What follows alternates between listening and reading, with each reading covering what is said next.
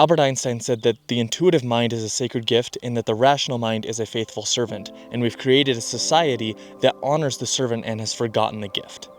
Isn't that interesting that one of the most brilliant minds of our time, one of the most rational, perceivably rational people of our time, said that the intuitive mind is a sacred gift and that our rational mind is the faithful servant?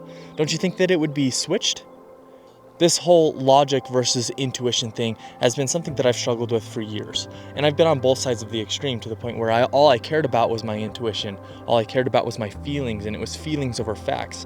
And then the pendulum swung to the other side where all I wanted to do was be right logically. All I cared about was anything that could be the ideas that we could arrive at through rational thought.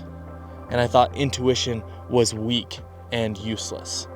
But the more I've learned and the more I've read, the more I've realized that some of the most intelligent people that have ever lived rely heavily on intuition. And so I've been trying to regain my trust in my intuition. And I recently discovered a way to make my intuition a little bit more reliable, and it has to do with flow state. And as I mentioned in my last video, flow state is being engaged in a meaningful process. Studies have shown that people that are engaged in a meaningful process are often experiencing high levels of performance, high levels of happiness, and even a sense of transcendence. And throughout all of the things that I have studied, all of the papers that I've read, and all of the books that I've read, it seems like what it came down to were three things that need to be present in order for flow state to happen in someone's life, in someone's tasks that they are doing. They have to be present, they have to be engaged, and they have to be detached. Let me explain those three things. In order for flow state to happen, you have to be present, and being present is the best place to be because it's the only place that is real. The past no longer exists, and the future only exists in your head. And ruminating on the past and hyper-focusing on the future are two of the biggest reasons why people suffer from anxiety and depression. And so being present breaks that cycle because it gets us out of our own head and focuses and helps us focus on the present. It helps us be present. And it's one thing to be present, but we also need to be engaged, which is the second part to flow state. To be engaged, we need to be pursuing something meaningful, and we have to be finding meaning in the pursuit of meaning. Just like I talked about in the last video, how we're often happiest in the pursuit of happiness. We need to find that meaning in the pursuit of what we find meaningful. And which brings me to the last point, that we need to be detached. In Buddhism, the practice of detachment does not mean that you give up. It does not mean that you do not care. It means that you remain unattached to any outcomes. You can pursue something without attaching your happiness, your fulfillment to that specific outcome. Being detached and being engaged are very complementary in the sense that one needs the other. We need to be engaged in what we're doing, finding meaning, and we need to be detached from any desired outcome and understand that we're not in control of many things, and that recognition of the fact that we are not in control of many outcomes is what brings so much power to that idea of detachment. And so in essence, detachment is letting go of what we cannot control. And so some of you may be wondering when exactly flow state can happen. For me, it can happen in running, in cycling, it can happen in deep learning, meditation, prayer.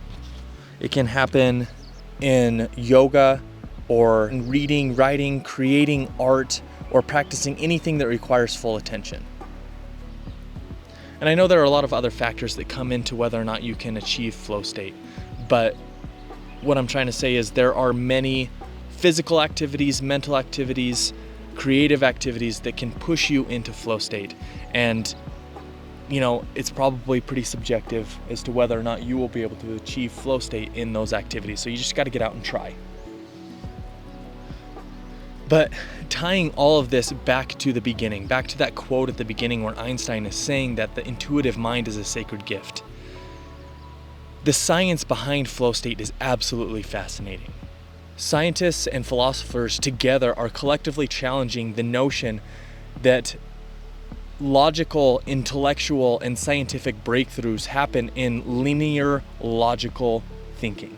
Instead, these scientists are saying that these scientific and intellectual breakthroughs are happening in more of an intuitive-based thought process. And that is often happening in a state of flow, in the process of striving after something that these people are finding meaningful. And so it seems that flow state is opening up some sort of connection between an intuitive mind and your deep logical mind. And based on the quote that I shared earlier, I think Einstein would agree with all of this. And that's not just one quote from Einstein. There are multiple quotes from Einstein where he talks about the value of intuition and intuitive thought. And so what I'm trying to say is that these brilliant intellectual minds are finding value in intuition. And the data seems to be slowly backing up that idea, that intuitive thought is providing these intellectual breakthroughs.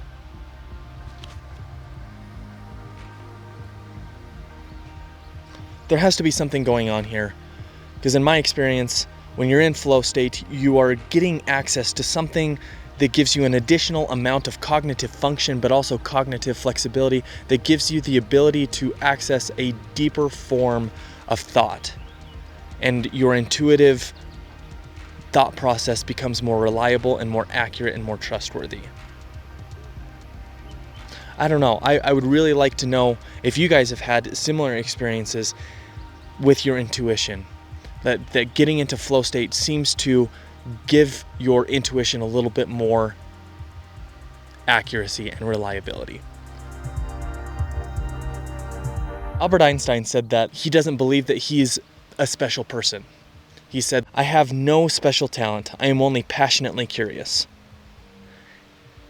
And I think being passionately curious is one of the greatest ways to tap into flow state and to tap into these opportunities to have intuitive breakthroughs.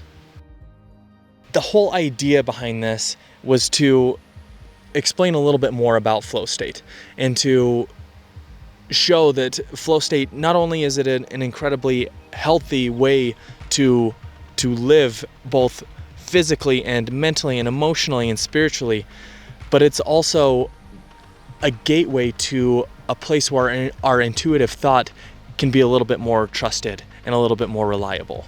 So anyways, like I said, I'd really like to hear if you guys have had similar experiences where flow state seems to make your intuition a little bit more reliable and trustworthy. So if that was interesting or helpful or thought-provoking, stick around. I'll catch you in the next video.